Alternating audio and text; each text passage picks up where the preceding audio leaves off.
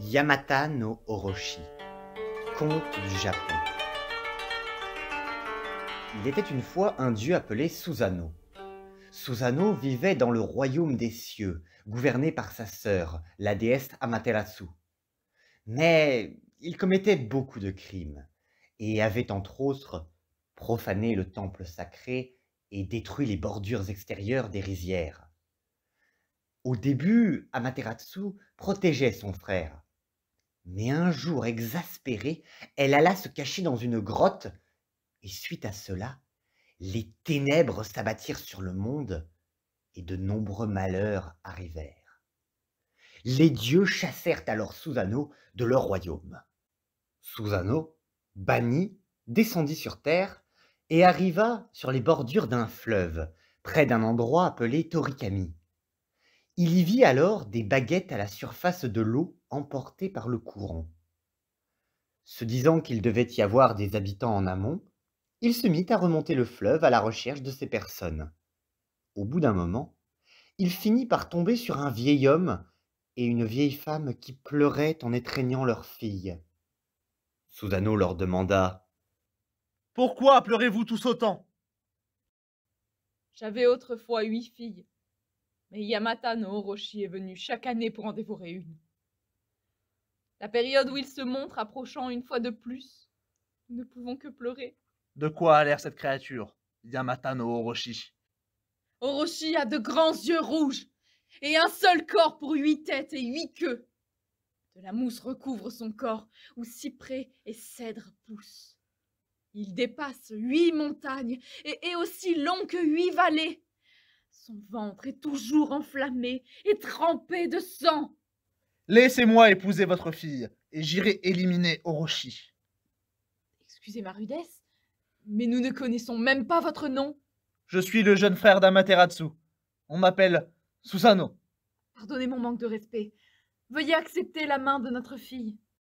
Susanoo changea aussitôt la fille en un peigne, dont il décora ses cheveux. Puis, il s'adressa ainsi au vieil homme et à sa femme. Il demanda au vieux et à sa femme de fabriquer de grandes quantités de saké, très fort. Ensuite, il leur demanda de construire une grande barrière en forme de cercle avec 8 portes. Et devant chacune de ces portes, il demanda à ce qu'on dispose un piédestal sur lequel ils posèrent des baquets remplis à ras-bord avec le saké. Le vieil homme et la vieille dame firent exactement ce que Susanoo leur avait dit et s'attendaient finalement à voir apparaître Orochi à n'importe quel moment.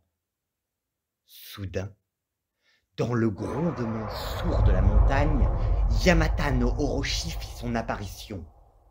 Le monstre plongea immédiatement ses 8 têtes dans chaque baquet et but le saké ainsi disposé. Bientôt, Orochi s'écroula d'ivresse et s'endormit. En y regardant de plus près, il s'agissait bien là d'une sorte de serpent géant. C'est à ce moment que Susanoo dégaina l'épée qui était à sa ceinture et déchiqueta le monstre en morceaux. Le sang d'Orochi qui se déversa dans le fleuve le rendit rouge. En tranchant l'une des queues du monstre, la lame de l'épée de Susanoo ressortit ébréchée, ce qu'il trouva étrange. Mais lorsqu'il ouvrit un peu plus la chair du monstre, il en sortit une magnifique épée. Trouvant cela bien mystérieux, il décida d'offrir cette épée à sa sœur Amaterasu. Par la suite, Susanoo épousa la jeune fille, comme promis. Après cela, ils partirent tous deux à la recherche d'un lieu où construire un palais et ils parcoururent la province d'Itsumo. Peu après leur arrivée dans ce nouvel endroit, Susanoo dit à sa femme « Depuis que nous sommes ici, je me sens bien, comme revigoré. » Ils décidèrent de s'y installer et d'y construire leur palais. Aujourd'hui, cet endroit s'appelle Suga.